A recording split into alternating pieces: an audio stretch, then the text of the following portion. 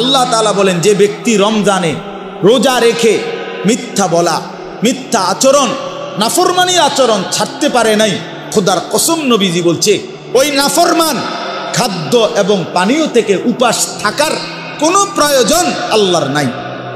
যা বেটা তুই, আল্লাহ বলেন মিথ্যাই যেহেতু ছাড়লি না, মোবাইলের নারীয়ে যেহেতু ছাড়তে পারলি না, সুদখোর তুই সুদে যেহেতু ছাড়লি না, বেপর্দা নারী, বেহায়া নারী তুই যেহেতু পর্দাই করতে পারলি না, তো আর উপাস থাকার দরকার নেই, বাতে খা, সকালের নাস্তাও কর, দুপুরের খাবারও খা, লাগবে না, তোর রোজা দিয়ে আমি করব। ফালাইসা লিল্লাহি হাজাতুন, সরাসরি হাদিস, আল্লাহর কোনো প্রয়োজন নাই। আল্লাহ কি অভাবের কারণে যে আমার বাতে শর্ট পড়ে গেছে এই জন্য 1 মাস আমার খাবারের শর্ট, এই জন্য আল্লাহ তাআলা খানা কমাই দিছে? তাই না? নবী সাল্লাল্লাহু আলাইহি সাল্লাম বলছেন, কাম মিন সাইমিন লাইসা লাহু মিন সিয়ামিহি ইল্লাল জু'। নবীজি বলেন, হায় আফসোস, কত রোজাদার আছে এমন রোজা যাদের রোজা শুধুই কিছুক্ষণের ক্ষুধার্ত থাকা ছাড়া আর কোনো অর্জন নাই, আর কোনো অর্জন নেই। আগের মতোই সুদ খাচ্ছে, ঘুষ খাইতেছে, মিথ্যা বলতেছে, টেলিভিশন দেখতেছে, নাটক সিনেমা দেখতেছে, মোবাইলের অশ্লীল ছবি দেখতেছে, মহিলা বাজারে বাজারে বেপর্দা ঘুরতেছে, জুতা কিনে, শাড়ি কিনে, গহনা কিনে, 3 পিস কিনে, এমনি কয় রোজা রাখছে। কিত্তেন রোজা রাখছেন আপনি বাতে না খাইবেন? রোজা রাখছেন কিত্তেন আপনি? কিসের রোজা রাখছেন? আল্লাহ নবী সাল্লাল্লাহু আলাইহি সাল্লাম বলেন, কিছুক্ষণ ক্ষুধার কষ্ট ছাড়া আর কিছু অর্জন। কাম মিন কাইমিন লাইসা লাহু মিন কিয়ামিহি ইল্লা সাহার। নবী সাল্লাল্লাহু আলাইহি সাল্লাম বলেন, কত ব্যক্তি আছে যারা তারাবি পড়ে, তাহাজ্জুদ পড়ে রাত্রিবেলা, কিন্তু যথাযথ নিয়মে সুন্নত তরিকায় না পড়ার কারণে, প্রকৃত শুদ্ধতার সাথে বিশুদ্ধতার সাথে আদায় না করার কারণে, আল্লাহ তাআলার মহব্বতের সাথে আদায় না করার কারণে শুধু রাত্রি জাগা ছাড়া আর কিছুই অর্জন, আর কিছুই অর্জন। এ পড়ছে, আর কি পড়ছে? নামাজ পড়ে লাইছে 20 রাকাত নফল। 20 রাকাত তো চাচা নফল পড়লেন, সূরা কেরাতের কি দশা? তাব্বাতিয়াত তো ভুল, কুল হুয়াল্লাহু আহাদ তো আপনি ভুল পড়েন, আত্তাহিয়াতু লিল্লাহি ওয়াস সালাওয়াতু ওয়াত তাইয়্যিবাত এটা তো আপনি ভুল পড়েন। আপনার দোয়ায়ে কুনুত তো শুদ্ধ হয় না, আপনি রুকুর থেকে সোজা হইয়া দাঁড়ান না, আপনি সেজদা একটা দিয়া মাথা একটু উড়াইয়া আরেকটা সেজদা দিয়ালান, এরকম নামাজ 200 রাকাত পড়লে কি? হ্যাঁ, এই নামাজে 200 রাকাত পড়লে কি? 20 রাকাত তারাবি পড়তেন, আপনি 200 রাকাত পড়েন তারাবি, ওডেনার নামেন, ওডেনার নাম। হ্যাঁ, আল্লাহ নবী সাল্লাল্লাহু আলাইহি সাল্লাম বলেন, এমন রাত্রি জাগরণ, শুধু কিছুক্ষণ রাত জাগছে আর কিছু হচ্ছে। আল্লাহ নবী সাল্লাল্লাহু আলাইহি সাল্লাম বলেন, আসসিয়ামু জুন্নাতুন, রোজা ঢাল স্বরূপ। রোজা একজন ব্যক্তিকে গুনাহ থেকে বাঁচাবার ঢাল, বাঁচাবার ঢাল। রাসূলুল্লাহ সাল্লাল্লাহু আলাইহি সাল্লাম বলেন, তোমার সাথে রোজা অবস্থায় কেউ যদি ঝগড়া করে, তোমারে যদি মন্দ কিছু বলে, গালি দেয়, তুমি বলে দিও, ভাইয়া আমি রোজাদার। রোজাদার গালি দেয় না, রোজাদার ঝগড়া করে না, ভাইয়া রোজাদার নাফরমানি করে না। ফালিয়াকুল ইন্নী ইমরুউন সাইম, নবীজি বলেন, বলে দিও তুমি, ভাইয়া আপনি আমার আরো অনেক কিছু বলতে পারেন, আমি রোজাদার, আমি রোজাদার। রোজাদার গালি দেয় না। রাসূলুল্লাহ সাল্লাল্লাহু আলাইহি ওয়াসাল্লাম বলেন, লাইসাল মুমিনু বিত্তাআন ওয়ালাল লাআন ওয়ালাল ফাহিশ ওয়ালাল বাদী। এটা হাদিস। নবীজি বলেন, মুমিন খোঁটা দানকারী হয় না। খাবাইয়া 10 টাকা খাবাইয়া আবার 1 সপ্তাহ পরে, বেটা এদিনও তো তোরে 10 টাকা খাবাইলাম, বেটা এতে না খাওয়ানোই ভালো ছিল। তো আল্লাহ নবী সাল্লাল্লাহু আলাইহি ওয়াসাল্লাম বলেন, মুমিন খোঁটা দেয় না, অনুগ্রহ করে কি দেয় না? খোঁটা দেয় না। ওয়ালাল লাআন, মুমিন কাউকে লানত দেয় না। ওয়ালাল ফাহিশ, মুমিন অশ্লীল কথা বলে না। ওয়ালাল বাদী, মুমিন নোংরা চরিত্রের হয় না। হাদিস আল্লাহ রাসূল সাল্লাল্লাহু আলাইহি ওয়াসাল্লাম। নবী সাল্লাল্লাহু আলাইহি ওয়াসাল্লাম বলছেন, ইন্নী লাম উবআস লাআনান ওয়ালা গাদিবান, আমি রাসূল অভিশাপ দিতে আসি নাই, আমি শুধু রাগ করতে আসি নাই। ইন্নামা বুইসতু রাহমাতান, আমি রহমত হয়ে এসেছি, মানবতার কল্যাণের জন্য এসেছি। আল্লাহর নবী বলছেন ভাইয়া ওয়া ইন্নী আখিযুন বিহুজাজিকুম, নবীজি বলছেন আমি চেয়েছি, আমার 23 বছর আমি এই পরিমাণ মেহনত করেছি, আমার দিলের ইচ্ছা ছিল আমার এক এক উম্মতকে কোমরে ধরে ধরে, কোমরে পেঁচাইয়া, কোমরে জড়াইয়া ধরে ধরে আমার একটা একটা উম্মতকে জাহান্নামের আগুন থেকে বাঁচাইতে চেয়েছি।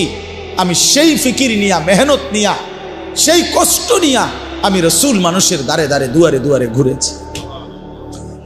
কেউ যদি, এদিকে হাতটা দেন, কেউ যদি হাত ধরে ভাই আমি তোমাকে ওই আগুনে পড়তে দিব না, সে হয়তো রাগ করে ঝটকা দিয়া হাত সরাই ফেলছে, সরেন মিয়া, আমি যামই হ্যাঁ নেই আপনার কি, আমি তার পিঠে হাত দিলাম, ভাই যাইও না তুমি, ওইটা বরবাদি তোমার। সে হয়তো পিঠের হাত ফেলে দিছে, যা মিয়া সরো, আমার বাধা দিবা না, আমি যাবই। কিন্তু যে দরদি হয়, যার কলিজার মধ্যে বাঁচাবার ফিকির, যা আমি তারে যেভাবে হোক এই নাফরমানির রাস্তায় যাইতে দেব না, তো সকল সে বুক কোমরের মধ্যে যদি জড়াইয়া ধরা বলে ভাই আমি তোরে যাইতে দেব না, ভাই যত কথাই বলো, তুমি আমারে মারো, ধরো, পাথর মারো আর রক্ত ঝরাও, উম্মত আমারে পাথর মারছো তোমরা। আল্লাহর নবী বলছে আমি পাথরের আঘাত সয়েছি, ক্ষুধার কষ্ট সয়েছি, দান দান শহীদ করা খুন সয়েছি, কিন্তু তবু আমি চেয়েছি আমার এক এক উম্মতকে কোমরে ধরে ধরে জাহান্নাম থেকে বাঁচায়, জাহান্নাম থেকে বাঁচায়। প্রিয় বন্ধু, নষ্ট হয়ে গেল কেমনে? কোন নবীর উম্মত হইয়া নষ্ট হয়ে গেল? আহা, ইহুদি নষ্ট হয়ে গেছে, তার উপযুক্ত কোনো কিতাব নাই, তাদের কাছে কিচ্ছু নাই বাবা। এজন্য ইহুদিরা বেঈমান, তুমি কেন বেঈমান হইলা? আরে খ্রিস্টানের কাছে কোনো আসমানি কিতাব নাই, এই গোটা পৃথিবীর যত খ্রিস্টান ইউরোপের, তাদের কাছে কোনো আসমানি কিতাব নাই, আল্লাহর কসম নাই। আমি খোলামেলা বললাম, এই যে সব তো রেকর্ড হয়। কোন হিন্দুর কাছে কোনো আসমানি কিতাব নাই, কোন ইহুদির কাছে কোনো আসমানি কিতাব নাই, কোন খ্রিস্টানের কাছে কোনো আসমানি কিতাব নাই, কোন বৌদ্ধের কাছে কোনো আসমানি কিতাব নাই, কিন্তু আমাদের কাছে তো আসমানি হুবহু কিতাব আছে। তুমি নষ্ট হইয়া গেলা কেমনে বাপ? ইহুদি নষ্ট হইবার তো যুক্তি আছে, তার কাছে তো নাই কিছু। খ্রিস্টান নষ্ট হয়ে যাওয়ার তো যুক্তি আছে, তো মুসলমানের বাচ্চা তুমি নষ্ট হয়ে গেলা কেন? মুসলমান এত বড় চরিত্রহীন হয় কেমনে? মুসলমানের ঘরে জন্ম নিয়ে এত নারী দেখে কেমনে, এত ছবি দেখে কেমনে, এত উলঙ্গ দৃশ্য দেখে কেমনে? মায়ের পবিত্র মুসলমান মায়ের দুধ খাইয়া একটা সেজদাও দিতে চাও না, এক ওয়াক্ত নামাজ পড়তে মন চায় না, তুই মারে এত বড় অপমান কেমনে করলি না ফরমান? মারে এত বড় বেইজ্জতি কেমনে করলি না? তোর মাকে এত বড় অপমান কেমনে করলি? আহা, এই বন্ধুরা থাকবে না এখন, যারে লইয়া হাসো, মস্কারি করো, তোমার বন্ধু তোমারে খোঁচা দেয়, তুমি হাসো, হ্যাঁ, এই বাটফারে থাকতো না তোমার।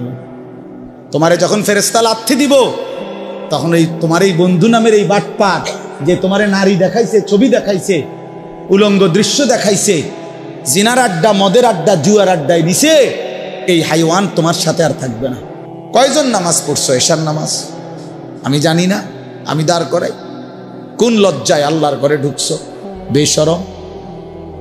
যাদের শরীর নাপাক, তোমরা বেহায়ারা, কোন লজ্জায় মসজিদে ঢুকছো?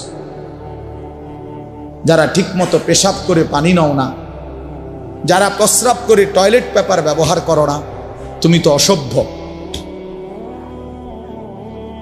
তুমি তো অসভ্য, তুমি তো অপবিত্র, তুমি তো নাপাক। আর নাপাক কেমনে মসজিদে ঢোকে? কেমনে ঢুকলা? একবার কলজা কাঁপে নাই? বিবেক জাগে নাই? এ তো আল্লাহর ঘর, এ তো রবের ঘর। বলো ভাই, কেমনে পারলা এত বড় চোখের সামনে আল্লাহর ঘর দেখে, প্রতিনিয়ত আজান শুনে, এত ইমাম, এত আলেম, এত মুয়াজ্জিন, এত মসজিদ, এত মাদ্রাসা, এত তালিবে ইলম, এত হুজুর, এত পাঞ্জাবি টুপিওয়ালা দেখেও একটা বারো ভাবে না যে কিরে এরা কি করে, আমি কি করি? এরাও মুসলমান, আমিও মুসলমান, তাহলে আমি কি জাতের মুসলমান? আমি এক ওয়াক্ত নামাজ পড়ি না, আমার এক ওয়াক্ত নামাজ পড়তে মনই চায় না, আমি এত বড় অমানুষ কেমনে হইলাম? এত বড় অমানুষ কেমনে হলাম, এত বড় হাইওয়ান আমি কেমনে হলাম? এতটুকু তো কমপক্ষে বোঝাপড়া করা উচিত। এত বড়।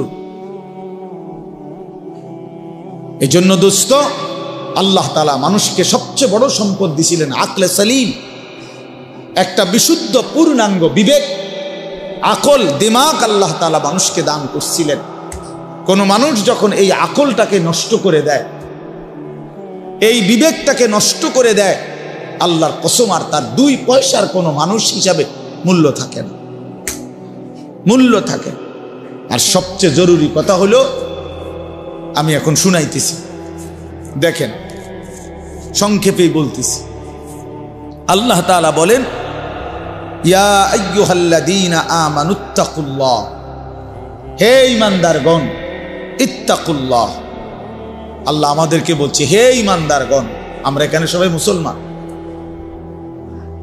আমাদের বাবা মুসলমান, আমাদের মা মুসলমান, আমাদের বংশ মুসলমান। প্রিয় ছেলেরা, তোমরা সবাই মুসলমান, নিঃসন্দেহে মুসলমান। তোমরা কালেমাওয়ালা, তোমরা মুমিন, তোমরা ঈমানদার।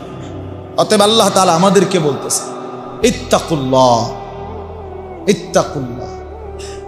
দোস্ত, ওই যে লাশের খাটটার উপরে দাঁড়াইয়া ছবি উঠাও, যাতে তোমারে এখানের মধ্যে দাফন করা যায়, ওটার উপরে ওঠো, লাশের ইয়াটার উপরে ওঠো।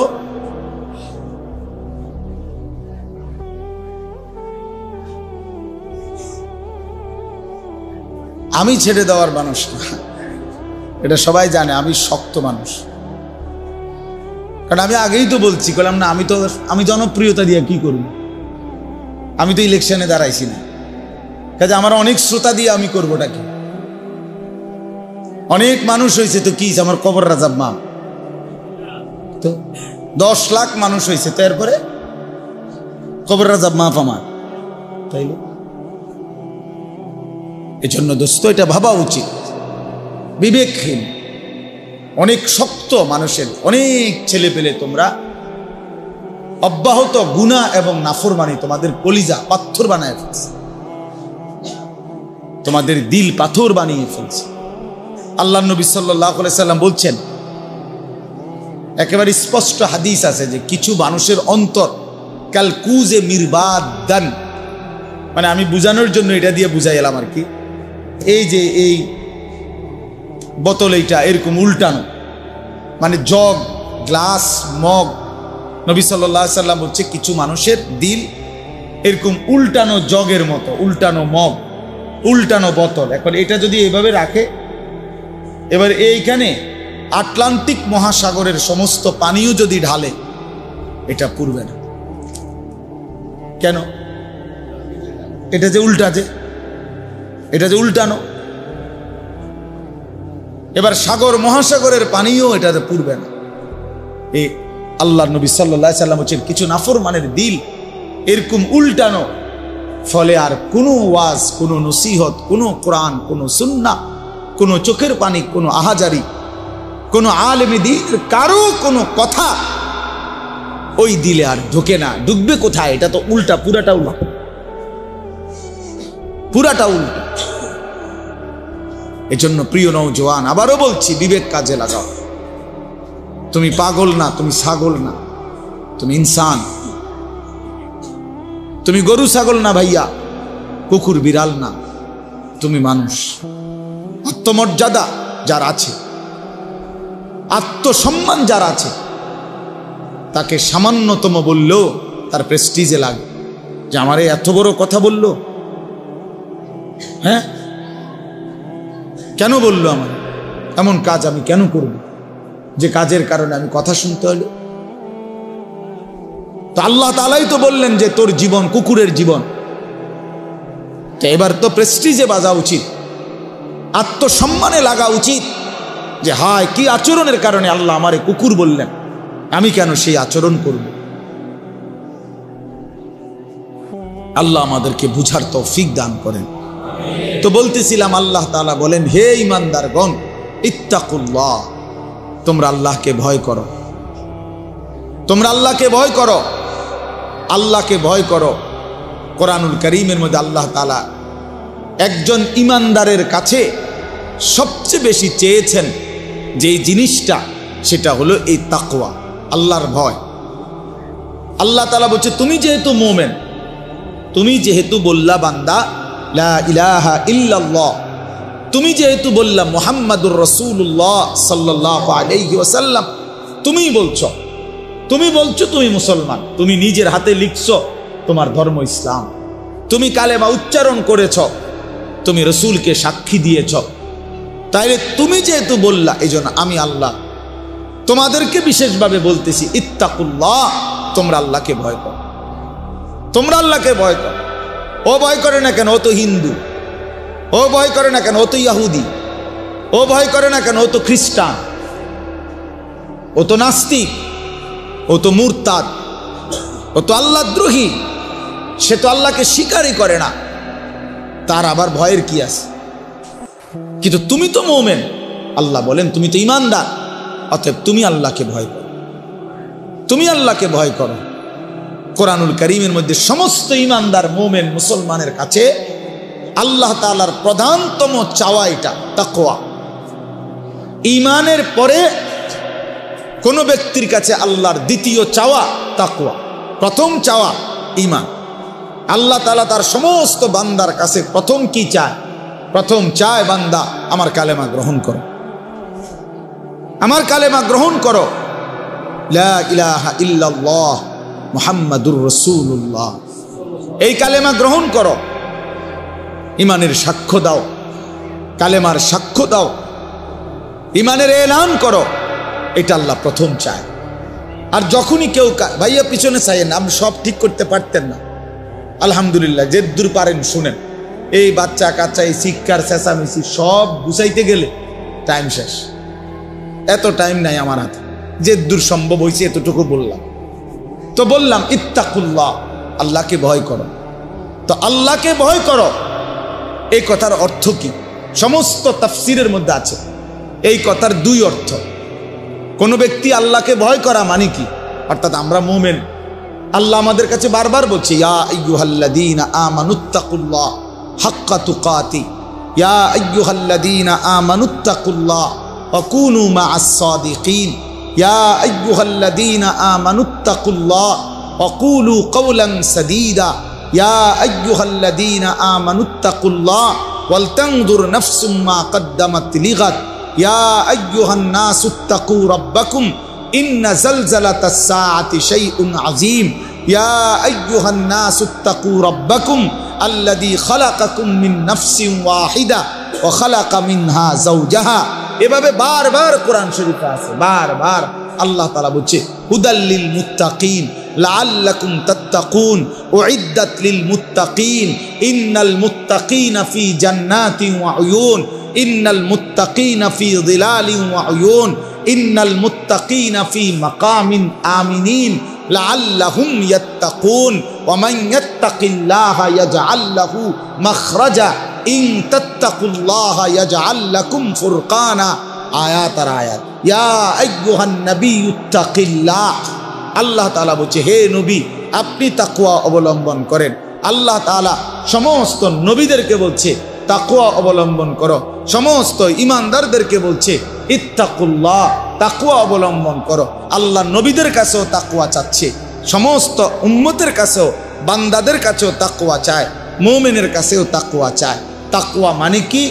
সমস্ত নবী, সমস্ত সাহাবী, সমস্ত আউলিয়া, সমস্ত মুমিনিন সবার কাছে আল্লাহ তাকওয়া চায়। তাকওয়া, তাকওয়া, এই তাকওয়া মানে কি? তাকওয়া মানে দুই কথা, তারকুল মুনকারাত ফি'লুল খায়রাত, সমস্ত গুনাহ ছেড়ে দেওয়া, সমস্ত আদেশ পালন করা। খালাস। আল্লাহ তাআলা বলেন গুনাহ ছেড়ে দাও, ইত্তাকুল্লাহ, আদেশ পালন করো, ইত্তাকুল্লাহ।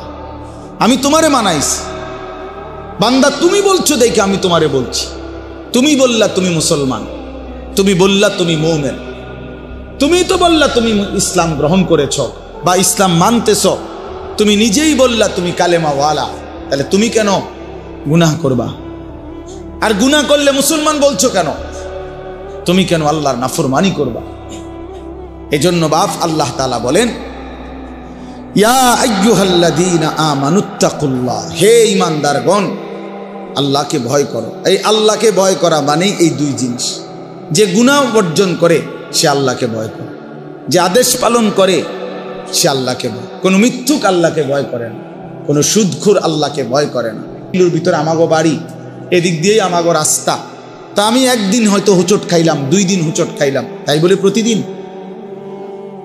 এখন দীর্ঘদিন চলার কারণে তো আমার একটা আন্দাজে হয়ে যায় যে চোখ বন্ধ করেও আমি বুঝি কোনখানে দিয়ে একটা গর্ত আছে, কোনখান দিয়ে টোমসা নিচা আছে, আমরা এটা জানি না।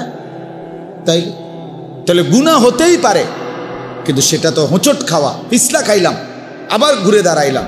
আর এটাই ইস্তিগফার, এটাই মৌলানা সাহেব বলতেছিলেন। আল্লাহর কাছে ফিরে আসা, তওবা করা, আল্লাহ ভুল হয়ে গেছে, পড়ে গেছে, আর করব না, এমন ভুল আর হবে না, এমন ভুল আর হবে না। এজন্য দোস্ত আল্লাহ তাআলা বলেন, বান্দা আল্লাহকে ভয় করো। আল্লাহকে ভয় করার প্রথম অর্থ গুনাহ বর্জন। ইত্তাকিল মাহারিম তাকুন আবাদান নাস।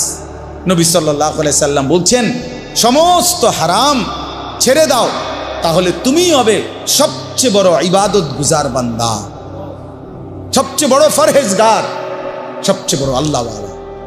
আল্লাহ তাআলা কোরআনে বলছেন, ওয়াদারু যাহিরাল ইসমি ওয়া বাতিলা, আমার বান্দা প্রকাশ্য গুনাহ ছেড়ে দাও, গোপন গুনাহ ছেড়ে দাও। আল্লাহ বলছে, ওয়ালা তাকরাবুল ফাওয়াহিশা মা যাহারা মিনহা ওয়া মা বাতান।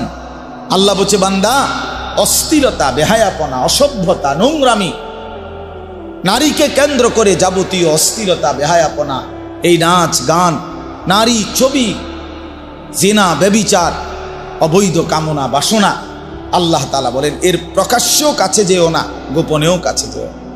আমার কাছে কিতাব আছে আরবি, ওই কিতাবে এক বুজুর্গ লিখছেন, হে যুবক, অন্ধকারে গুনাহ করো না, কারণ অন্ধকারের সৃষ্টিকর্তা যিনি, তিনি তো তোমাকে চেনে। বুঝেন নাই? আপনি না মনে করছেন আন্ধার, কেউ দেখে না, কিন্তু যিনি এই অন্ধকারের সৃষ্টিকর্তা, তিনি দেখবে না কেন? আল্লাহ তাআলা তো নিজেই অন্ধকারের সৃষ্টিকর্তা।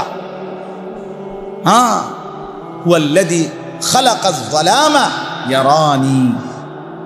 এই বুজুর্গ বলছেন, মনে রেখো, তুমি মনে মনে বইলো, নিজের মনেরে নিজে বুঝাইও, হুয়াল্লাযী খালাকাজ যালামা, তিনি আল্লাহ যিনি অন্ধকারকে সৃষ্টি করেছেন, ইয়ারানি, তিনি তো আমাকে দেখতেছেন, তিনি তো আমাকে দেখতেছেন। আলাম ইয়ালাম বিআন্নাল্লাহা ইয়ারা, কোরআন শরীফে আছে, আল্লাহ বলে, বান্দা তুমি কি জানতে না আমি যে তোমাকে সারাক্ষণ দেখি? হাসরের ময়দানে জিজ্ঞেস করব, এই বান্দা তুমি জানতা না আমি যে রাত 2টাতেও দেখি, আমি যে একাকী রোমেও আমি আল্লাহ দেখি? কেন, কোন বুঝে, কোন আকলে নাফরমানি করলা? বান্দা আমার ভাইয়া, গুনাহ ছেড়ে দেয়, আল্লাহকে ভয় করার। প্রিয় ভাই নওজোয়ান, তোমাদেরকে বলি হাত জোড় করে, দোস্ত, কতদিন আল্লাহর নাফরমানি করে? 16 বছর বয়স মাত্র, 18-20 বছর বয়সে যদি এত নারী, এত ছবি, এত উলঙ্গ দৃশ্য দেখে ফেলো, আগামী ভবিষ্যৎ কি করবা? এখনো তো হায়াত বাকি। যদি আল্লাহ তোমারে 60 বছর হায়াত দেয়, ধরে নাও, ধরে নিলাম, অনিশ্চিত, আমরা জানি না কে কতক্ষণ হায়াত, ধরেন যদি দেয়, তো তুমি তো 20 বছরের ভিতরেই পৃথিবীর সব উলঙ্গ নারী ছবি, অসভ্যতা, নোংরামি সব দেখেই ফেললা। আহা, তো বাকি জীবন কেমনে কাটাইবা? এই শাহওয়াত তো তোমারে ঘুমাইতে দিবে না, এই অসভ্যতা তো তোমারে ভালো থাকতে দিবে না। একদিন ধীরে ধীরে চরিত্র নষ্ট করবে, যৌবন নষ্ট করবে, শরীরের সক্ষমতা নষ্ট করবে, টাকা পয়সা নষ্ট করবে, সব নষ্ট করবে। পথের ফকির, নিঃস্ব অসহায় বানায়া জাহান্নামী বানায় দেবে। একদিন কবরে ফেরেশতা একটা লাথি দিয়া জাহান্নামের আযাব শুরু করায় দেবে। এটাই নিশ্চিত, এটাই নিশ্চিত, এটাই নিশ্চিত। অসংখ্য অগণিত, প্রিয় ভাই তোমরা জানো না, তোমার কাছে কেউ বলবে না, আমাদের কাছে বলে। আমরা তো অসংখ্য অগণিত যুবকের সাথে সম্পৃক্ততা, আমাদের ব্যক্তি চরিত্র নষ্ট করতে করতে, জিনা, ব্যভিচার, অসভ্যতা, নোংরামি করতে করতে চরিত্রের শেষ পর্যন্ত এখন শরীরের কি অবস্থা, যৌবনের কি অবস্থা, এটা তোমার কাছে তো কেউ বলবে না, সে তো তোমার বন্ধু, লজ্জায় বলবে না। আমাদের কাছে তো দোয়া চাইবার জন্য অনেক কিছু বলে। আমি তো ঢাকা শহরে জুমা পড়াই, বিত্তশালী তো আমি চিনি, 1000 কোটি টাকার মালিক তো আমাদের চিনা আছে। এজন্য আমি এটা বুঝাইলাম, দয়া করে। আল্লাহ তাআলা বলছে, বান্দা তুমি গুনাহের কাছেও যেও না, অশ্লীলতার কাছেও যেও না। কোরআন শরীফ আছে, ইন্নাল্লাযীনা ইউহিব্বুনা আন তাশিআল ফাহিশাতু ফিল্লাযীনা আমানু লাহুম আযাবুন আলীমুন ফিদ দুনিয়া ওয়াল আখিরাহ। সূরা নূরের মধ্যে আল্লাহ তাআলা এই যে পাইয়া গেছে, আল্লাহ তাআলা বলেন ইন্নাল্লাযীনা ইউহিব্বুনা। দেখো ভাইয়া, কোরআনুল কারীম আল্লাহ বলছে, নিশ্চয়ই ঈমানদার মুসলমানের সমাজে যারা অসভ্যতা, অশ্লীলতা, ফাহিশ ছড়িয়ে দিতে পছন্দ করে, আল্লাহ বলেন লাহুম আযাবুন আলীমুন, তাদের জন্যই রয়েছে অত্যন্ত ভয়ানক আযাব। কোথায়? আরে ভাইয়া শোনো, কোথায়? তুমিও বুঝবা বাংলা। ফিদ দুনিয়া ওয়াল আখিরা, খোদার কসম, কোরআনের আয়াত, ফিদ দুনিয়া ওয়াল আখিরা। তাহলে আল্লাহ বলেন ওই অসভ্যদের জন্য, ওই চরিত্রহীনদের জন্য, ওই লম্পটদের জন্য, ওই জেনাকারী, ব্যভিচারী, এই নারী লুবি, জেনাকার, এই অসভ্য, তার জন্য দুনিয়াতেও রয়েছে আযাব, আখিরাতে রয়েছে আযাব। ফিদ দুনিয়া ওয়াল আখিরা, কি আজীব কথা। হ্যাঁ, তখন একাকিত্বে কাঁদবা, যেদিন দুনিয়াতেও বেইজ্জতি হবে, সেদিন আর ফিরে আসবার সময় হবে। আল্লাহ তাআলা মানুষের যৌবনকে শ্রেষ্ঠতম সম্পদ দান করেছে। কোরআন শরীফের সূরা রুমের মধ্যে আছে, আল্লাহ বলছেন একমাত্র মানুষের জীবনের শক্তি আমি দিয়েছি শুধু যৌবনে। ছোটবেলা দুর্বল, বৃদ্ধকাল দুর্বল, মাঝখানে তাইলে শক্তি কোথায়? আল্লাহ বলছে যৌবন।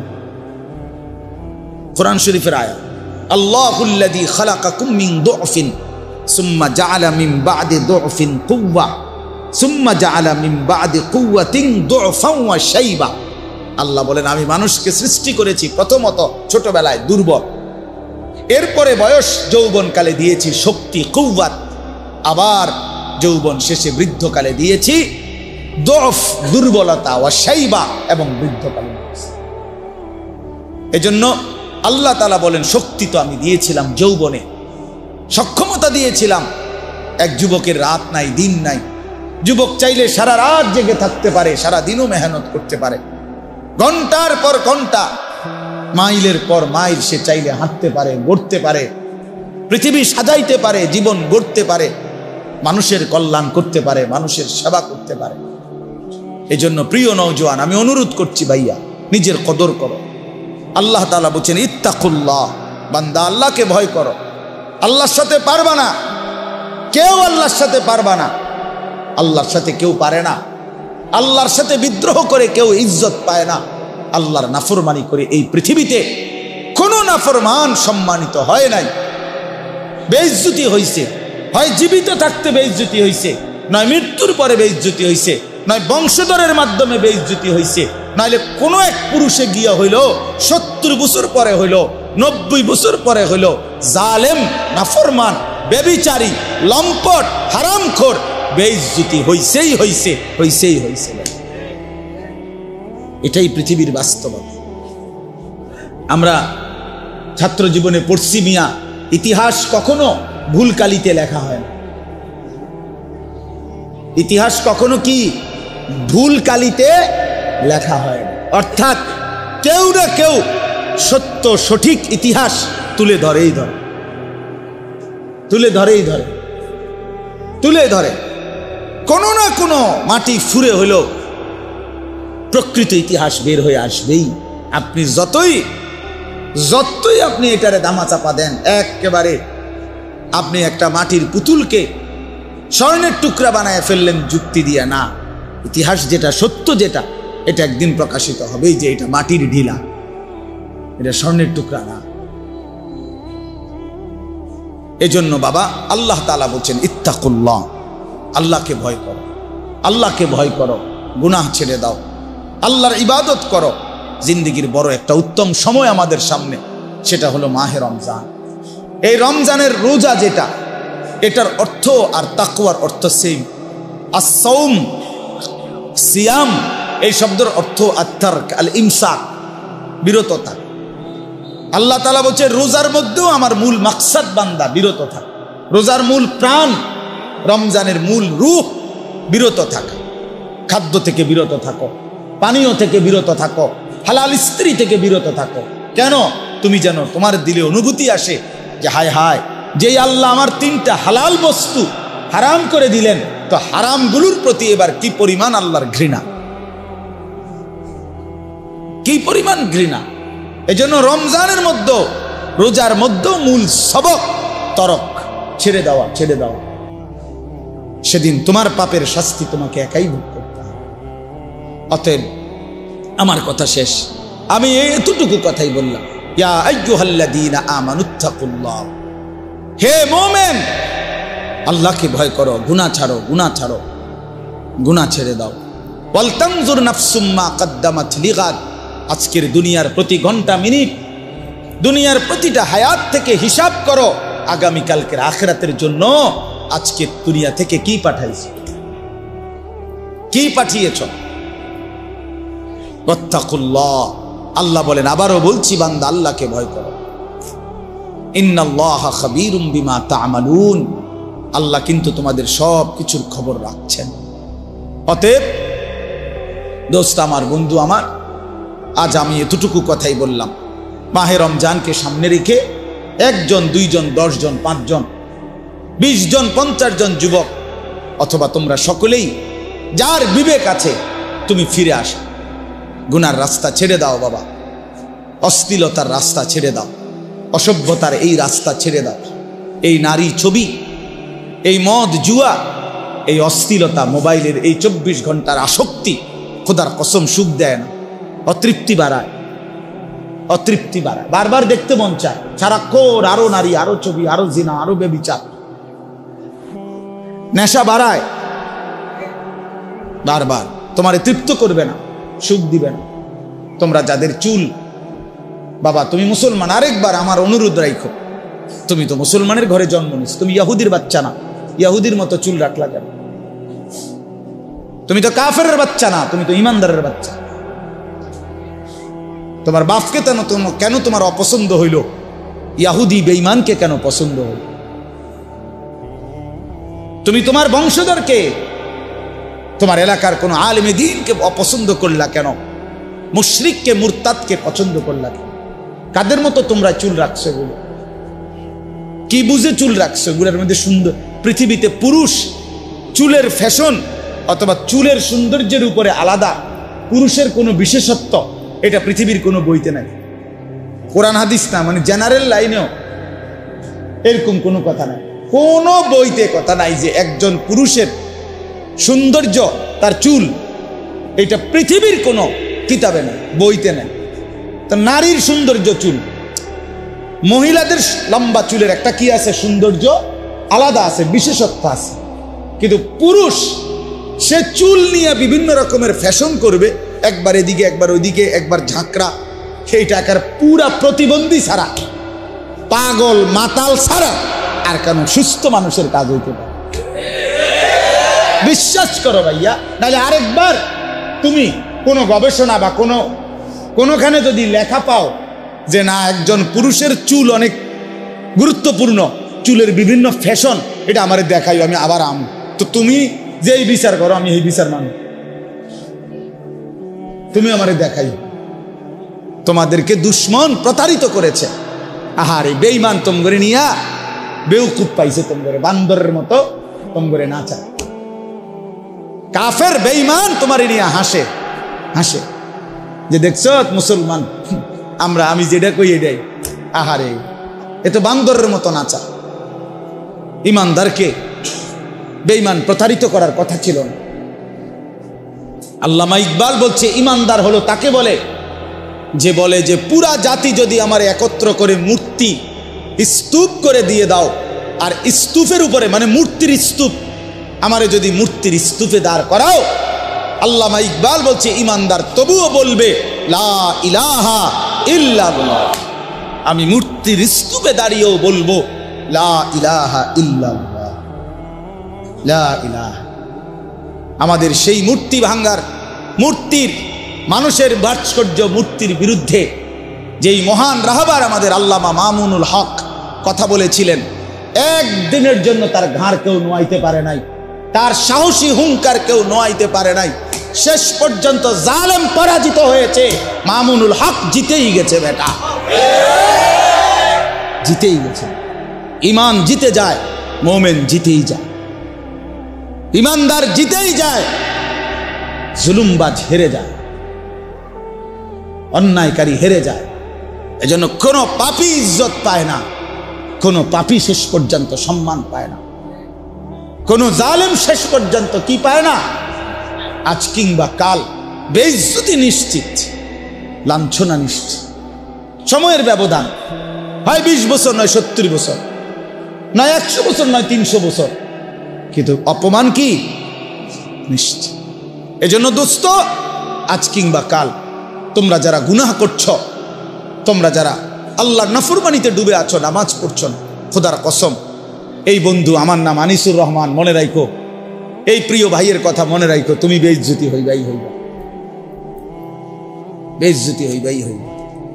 হ্যাঁ হ্যাঁ, তুমি অপমানিত হইবাই একদিন। তুমি তোমার সেদিন এই শেষ কথাটা শোনো, আশ্চর্য কথা। আমাদের একজন কুমিল্লার প্রখ্যাত একজন আলেম আছেন, বক্তা, ওয়াইজ, আল্লামা মুফতি আমজাদ হুসাইন সাহেব, মুরাদনগর বড় মাদ্রাসার মুহতামিম। হুজুরে বলতেছিলেন, ওনার এলাকার এক ভদ্রলোক, স্বামী স্ত্রী, তাদের একমাত্র মেয়েটা ভাইগা গেছে আরেক ফোলার লগে, ভাইগা ওই ফোলার সাথে বিয়ে শাদী করছে বা যাই হয়েছে গেছে গা। মা বাবা কাঁদতেছে দিন রাত, থানা পুলিশ মামলা, বহুত হই হুল্লুর করতেছে, কলিজার টুকরে একমাত্র সন্তান মেয়ে। তো ওই মেয়েটা কিছুদিনের পরে বাবার কাছে, বাবা মার কাছে একটা চিঠি পাঠাইছে। এই মেয়েটা, ওই বাবা মার চিঠির মধ্যে লিখছে মেয়ে বাবা মাকে লক্ষ্য করে যে, প্রিয় মা বাবা, আপনারা কেন এমন দৌড়ঝাঁপ করছেন? যেই কাজটি আপনারাই ইতিপূর্বে করেছিলেন আমি জানি, আমি তো সেই কাজটাই করেছি। অতএব এর জন্য আপনারা এই আচরণ করাটা তো মানায় না। অর্থাৎ আপনারাও তো দুজন ভাগ্যেই বিয়ে করছেন, খোদার কসম। তাইলে কার হাতে বেইজ্জতি হলো? আপন সন্তানের। কার হাতে? আপন সন্তানের। তার মানে বেইজ্জতি নিশ্চিত, অপমান নিশ্চিত, অপমান নিশ্চিত। অতএব প্রিয় ভাই, প্রিয় বাবা, গুনাহ ছেড়ে দেন। রমজানকে সামনে রেখে ইনশাআল্লাহ গুনাহ মুক্ত আল্লাহর ইবাদতে মগ্ন থেকে একটা পূর্ণ মাস যদি আমরা ইবাদত করি, ইনশাআল্লাহ আমাদের জীবন সুন্দর হবে, আখিরাত সুন্দর হবে। আল্লাহ তাআলা তৌফিক দান করেন, কবুল করেন।